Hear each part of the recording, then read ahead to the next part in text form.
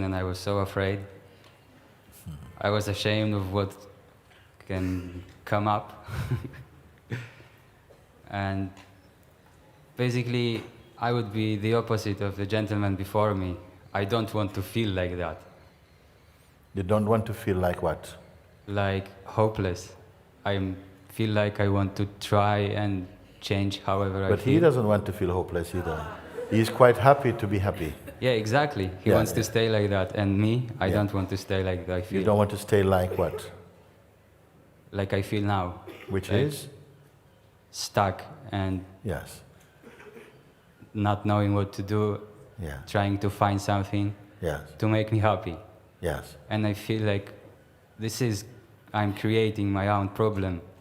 Yes. It's like I'm here trying to find something, Yeah.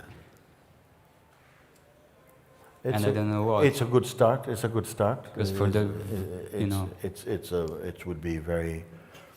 I'm happy to look with you. If you're open. I try to be open. Okay. So could you just run by some of the things you said now? You don't want to feel stuck. Yes, in Yes. doubt. In and doubt. Okay. Distanced from people and in Yeah, fear. Yeah. Again, I'm going to come back to the same single medicine in some way. Just to say, can we just start as just observing the things you're saying? Just observing them. Yeah? So the feeling, I don't want to feel stuck. I don't want to feel stuck is an understandable statement. Nobody wants to feel stuck. Okay, I don't want to feel stuck. But is that anything more than an idea right now? I don't want to feel stuck. You know, I hear the words, I don't want to feel stuck. I hear the words. Is it anything more than just those words being believed within you or not believed? Because if it is not believed, you probably wouldn't worth mentioning it. But something is believed. So those words spoken there must carry some identity or some belief in them. Is it fair to say that? Yes, Yeah. I do believe that. So that is also observed, no? You can observe it. You can also not really bother to observe it and just, like we do very often, just accept that the things you think is just the way things are. Because very often when I listen to people, it sounds like the things they say is what they're believing right now. And it's enough for them, it's okay. But here in satsang, I cannot let you get away with it like that. I want to ask you, is the things you're saying really true? Or what you say just now, you know, I really don't want to be like this, I don't want to get stuck, I don't want to feel stuck, I don't want to feel this thing. And I say, can we start at just saying the words you say, in what way are they real? If you don't identify with this feeling of the one who is stuck. Isn't a one who is stuck a sort of feeling that is observed? I know it may sound strange because we are not accustomed to looking and to question ourselves in this way. But the power of it is undeniable. Because we also say many things which we have not proven to be true. We have just inherited our language and our habits. Your friends say that and you say that, and you know, you all seem to go, ha ha ha, ha, you too, and whatever it is. And we don't look any further, but I'm just asking you, can you see that the things that you're saying, or even believing, you know, are only there because they are believed in? If that's not useful, we can drop it and I can try another door. I somehow know that's only true because I believe it. But Yes. It's not that it's only true, it's only effective because you believe in it. And the belief in it, is that also observable? I'm just asking anybody. Even the act or the function of believing in something, isn't there an awareness that knows, yes, yes, I believe in it, or something believes in it? Okay, if I didn't believe in it, I wouldn't be talking about it. There's a lot of things I don't actually believe or disbelieve, and they don't get recorded in my consciousness. So there is a relationship there with certain thoughts which are accepted to be true or important, and so they begin to register in consciousness. When they register in consciousness, they become active, meaning that they have influence now in your mental, emotional, psychological functioning. They have joined in. Is that not also observable? You see, I keep going about this observing place because as soon as you really recognize your observing capacity, you're going to find your life is going to flower or is going to feel very different. But if you're just locked into, well, I think this and so that's what is, then of course we are free. We are free to be free and you're free to be bound. But when you say and you stand up and I can hear in your voice that you don't want, something doesn't want to live like this. It doesn't want to be pulled around by its own projections or thinking, you see. Then I say, then this conversation can begin to happen and have some power. If the urge in you is that I want to be free from the psychological influence or the hypnosis of conditioning, because I recognize that something is playing here that is not in accord with my deeper feeling, how can I get beyond this? How can I get out of the trap of this? And I'm saying, well, actually it can be quite easy. But if it's easy or hard will depend on how open you are to look with me.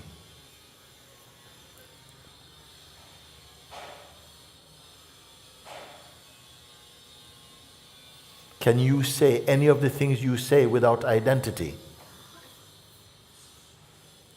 Could you say any of those things that you said without identity?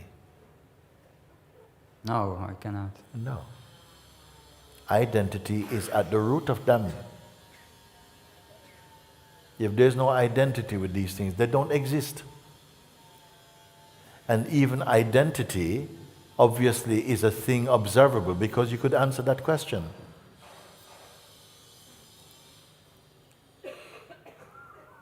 So even the force of identity, which is normally not questioned, it's happening to me. Why do we need to go further? That's your proof. And I said, no, it's not.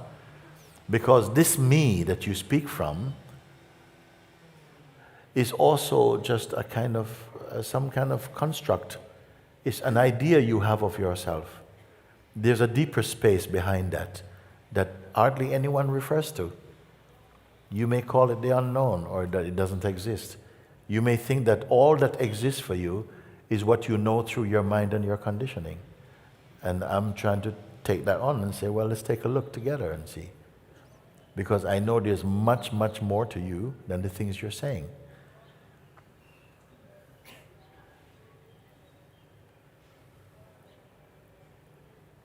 You fall asleep? No. Okay, so let's talk. Tell me something. I'm just trembling. Yeah, something was struggling. Something was struggling, and you're in the habit of calling that thing you. Something is struggling to try and get that. But if you keep observing, you might come out of that duality that makes you feel it is you who's struggling. Maybe the idea you have of yourself is struggling with another idea it has of itself. Watched in a place that's not struggling at all. I'm just checking. I'm trying to look. Yes. Yeah. Even trying to look, there's awareness of trying to look. And there's a belief that if I look, I will find something. But I'm always a bit earlier than you. I'm saying, but even this trying to look, you don't have to, if you know that there's something trying to look, and the awareness of that which is trying to look, if you stay just as the awareness, maybe this trying to look is not so valuable.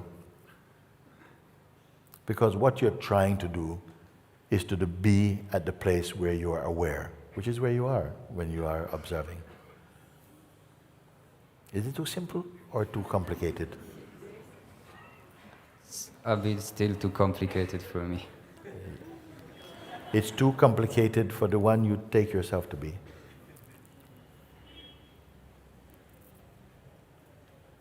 In the true place of yourself, you cannot be, nothing is complicated, nothing is even simple. But the mind somehow is the part of the role of the psychological mind is to stop the discovering consciousness from recognizing that. Is it an evil play?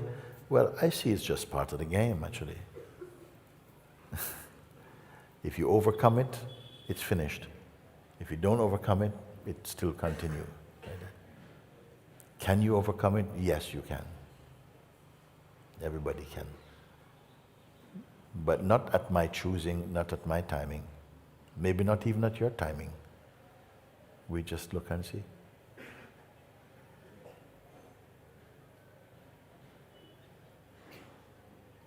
We keep starting from the place of personal identity. Even your urge to look and to travel and to journey and spirituality is always starting from the place of personal identity. But the place of personal identity is observable or not?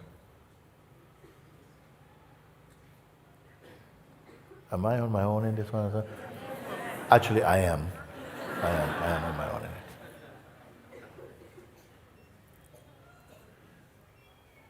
You don't as yet realize how significant this pointing is.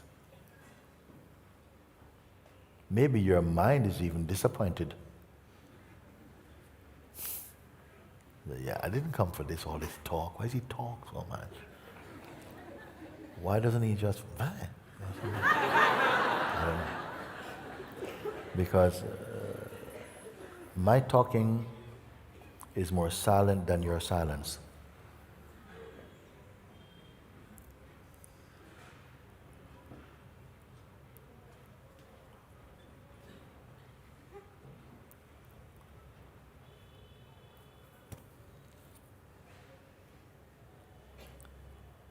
Each time you speak, if you watch, from what position do I speak?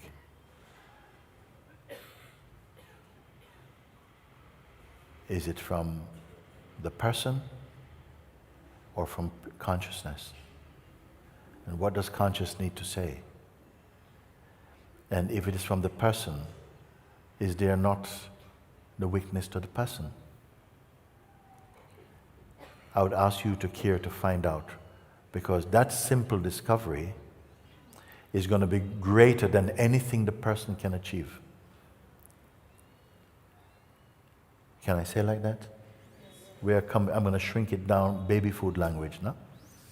When you speak, when you talk about your life and the world and your travels and your journeys and your hopes and aspirations, when you say I, where is this I starting from? Is it starting from the person or from consciousness? Watch and see. If it's starting from your person, whatever your person say or aspires to become will never reach or attain or be anywhere near as magnificent as that which watches the person speaking.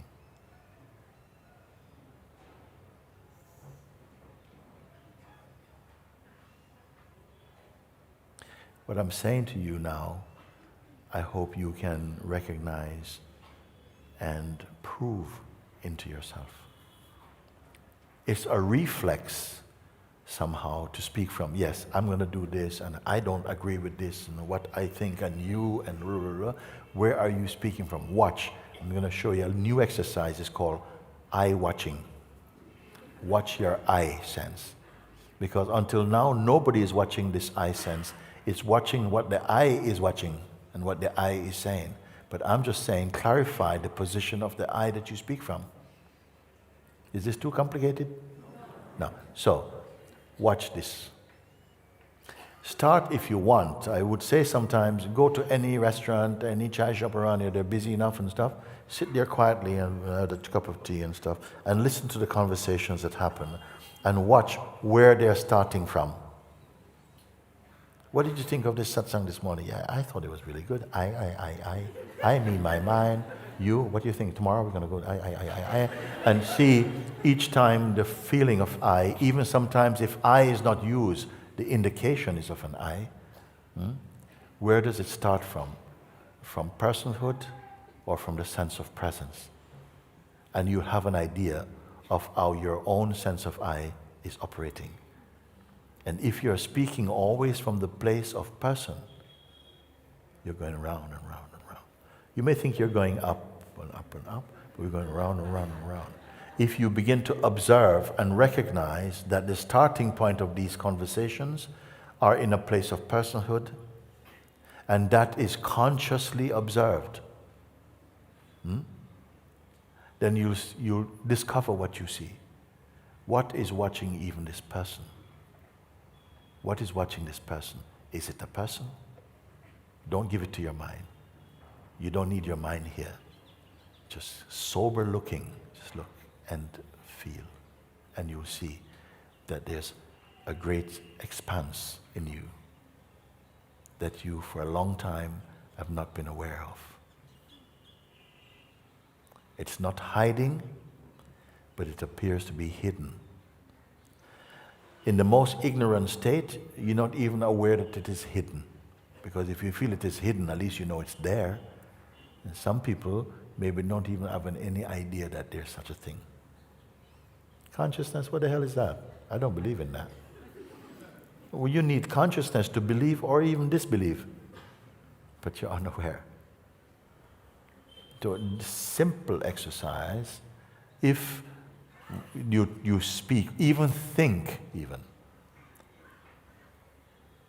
at the place of only thinking, if you can watch where it starts from, it's almost 99% of the time starting from I person.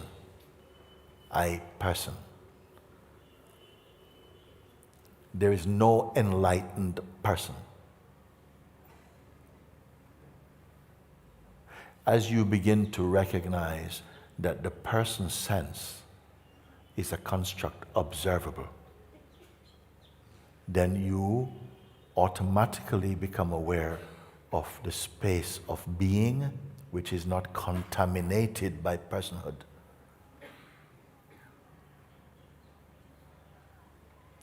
But then it is as though the person something is trying to shut that down, like pulling the curtains close. You know, say, no, come back to reality. Something is saying, meaning come back to the mind.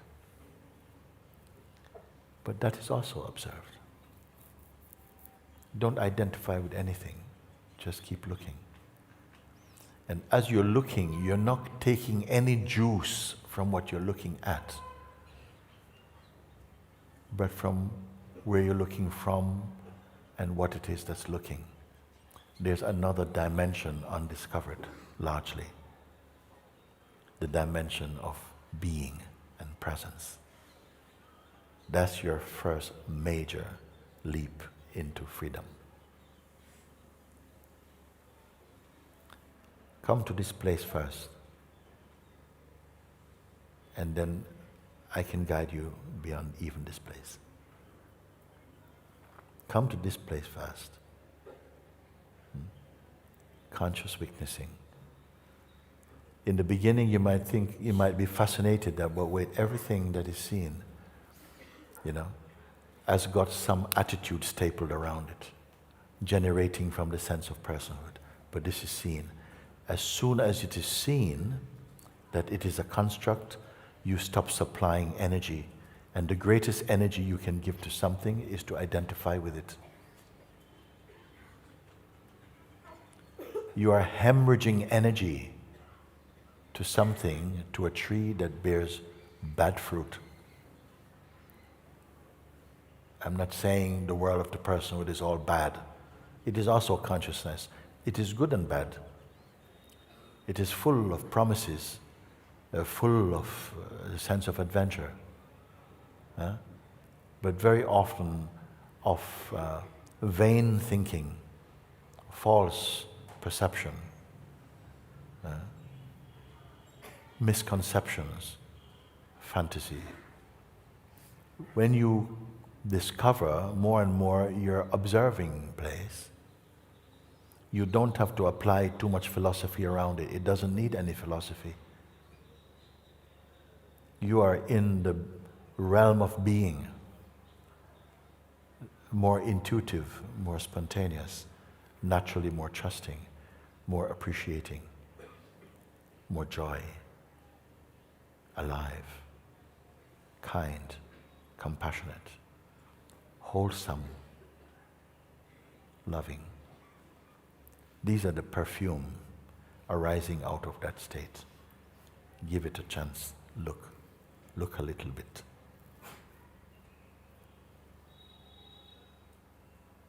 It is here that you begin to recognize that what is and what you are one, and that you spontaneously know that what you are is imperishable. Then goes the fear of death and also the fear of life also. Something relaxes. There's a natural trust with life. There's not so much need to believe in things. There's not such drive to speculate. Everything is arising spontaneously here. And you notice life takes care of life, not your mind. And spontaneously you're growing in trust, in peace, in intuitiveness.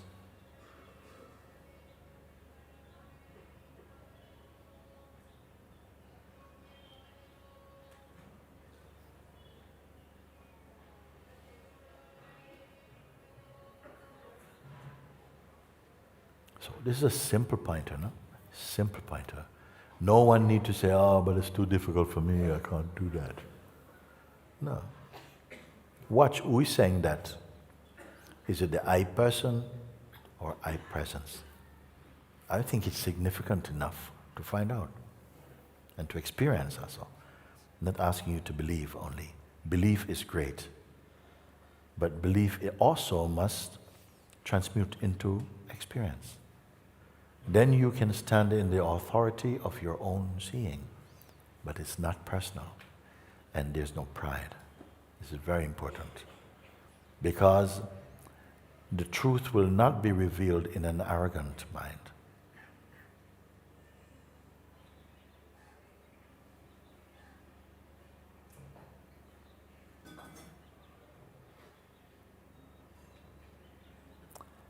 So, are you full or empty?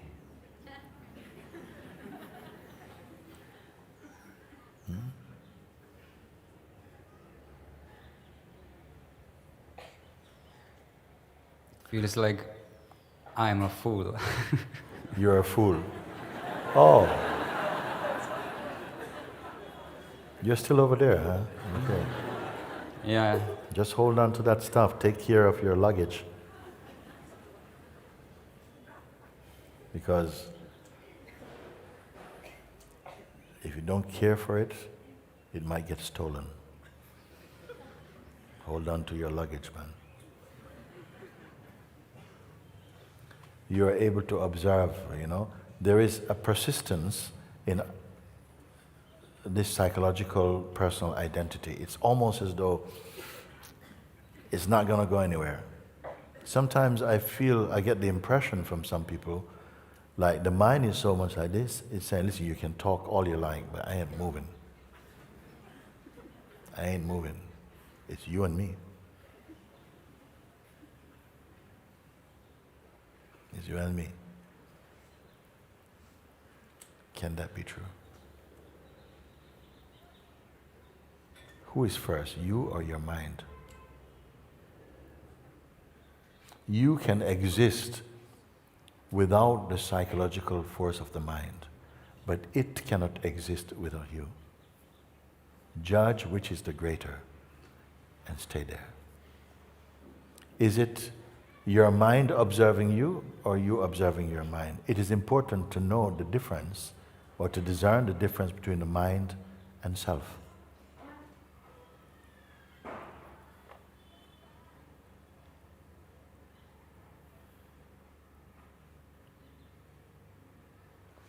The mind, the psychological mind, cannot exist by itself. It can only exist in a relationship.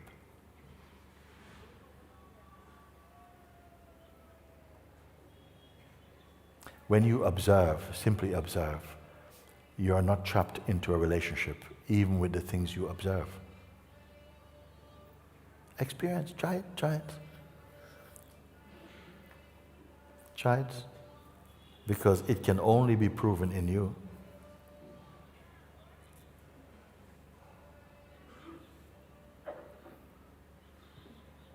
Some of you who have come here, I'm not talking about your physical journey, but from the place you have come, you cannot go back. Some of you here, you've come from a certain place. You are not native to that place. And what you will discover here, you will not be able to go back. This is good news. Also.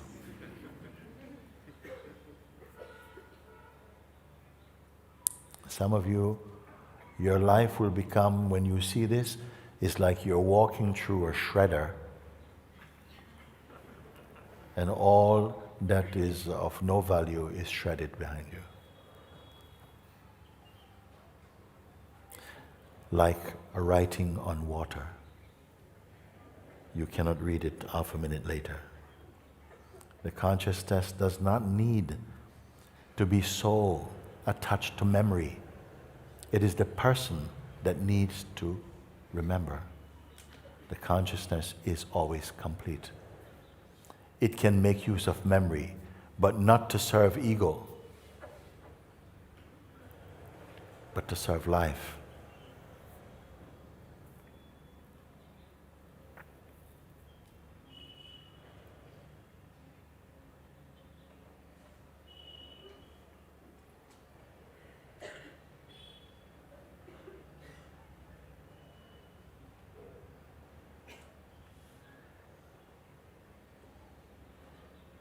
Are you inside your head, or are you able to observe your head?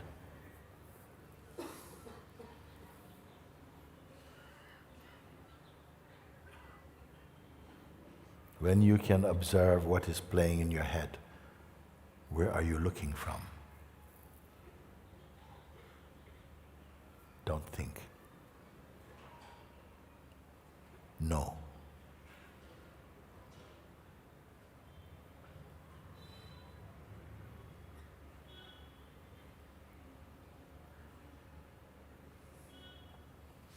You are not obliged or compelled to be stuck in the bubble of your own projections. It's not even your projections directly. It's the cultured and cultivated self's projection. For a long time we were not told this. But this knowledge has always been in the world, but the world was not in this knowledge. Now you have the possibility of knowing, and this knowing is not a mental or psychological or intellectual knowing. It's a knowing where knowing and being are one. It's not separate. It's not a knowledge that you have. It's the knowledge that you are.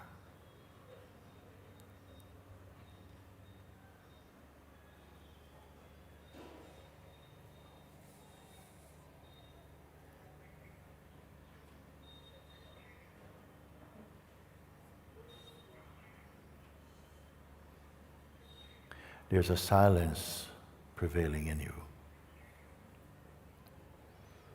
is not the fruit of your mind.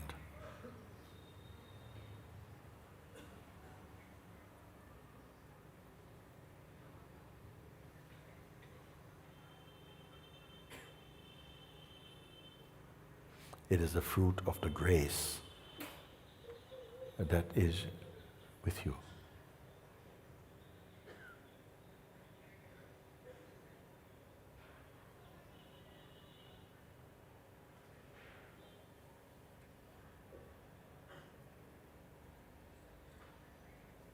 The more you learn to observe with detachment, it's as though you step up to another level, another platform of consciousness, another elevation. And each step you make, it's like a whole plateau of consciousness where things work differently, more refined, more intuitive,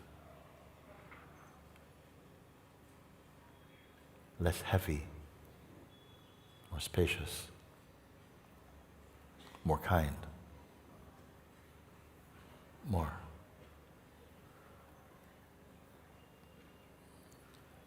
And the grip of bodily identity becomes more light. One experiences oneself in a more formless, intuitive sense than as merely a three-dimensional object, which is fine. Everything is fine. On every layer, there is consciousness. On every layer, even in hell, there is consciousness. But the more you move in consciousness towards here,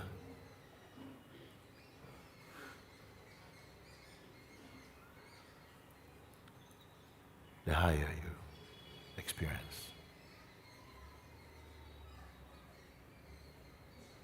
It could even be told to you one day, let's go beyond even heaven.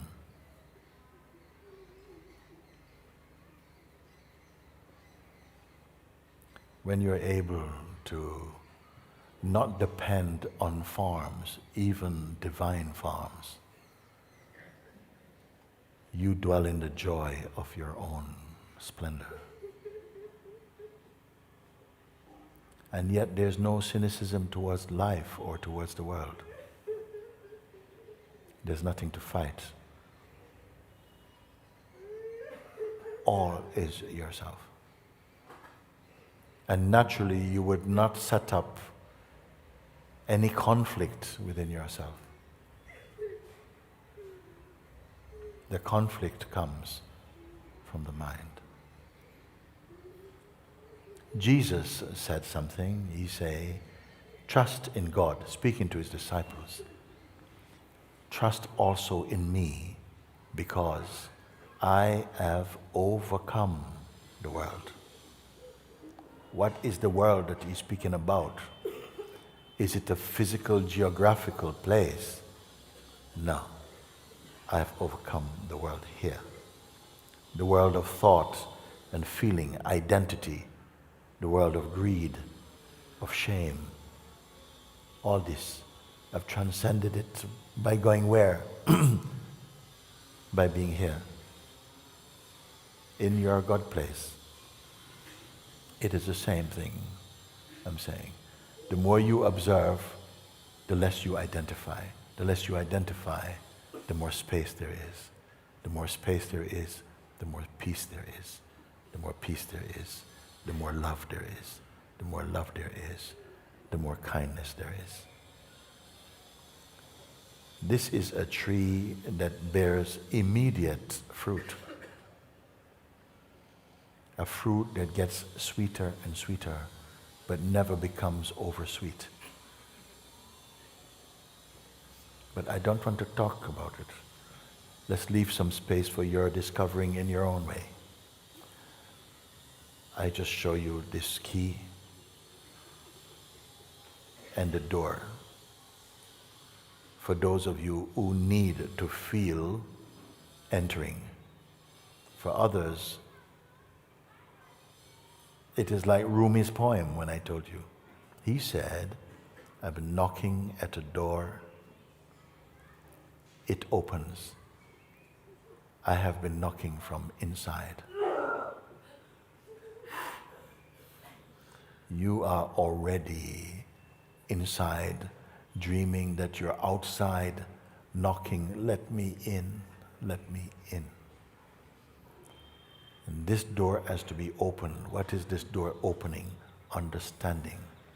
When understanding comes, you wake up to the fact, but I've always been here. All journeys are implying I'm going somewhere, but I am here. I imagined I was away. This is the dream of existence. Now I realize I'm always here. I do not curse the dream. I simply woke up. I don't reject anyone. I have no enemies. But they may perceive I am their enemy. But I am just the one who they are.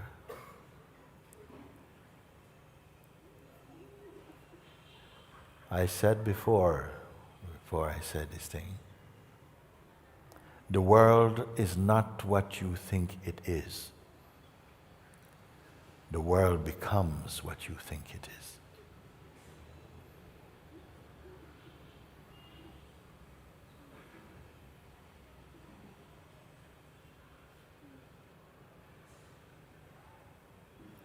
I find myself in the last day or two not taking so many questions, because there are things that I want to share with you.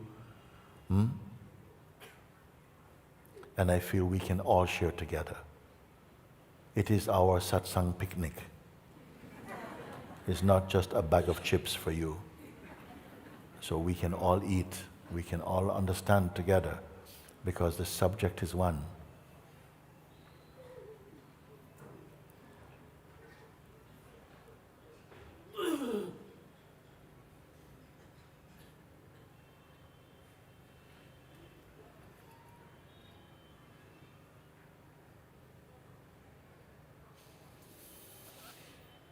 Thank you for today, your attention.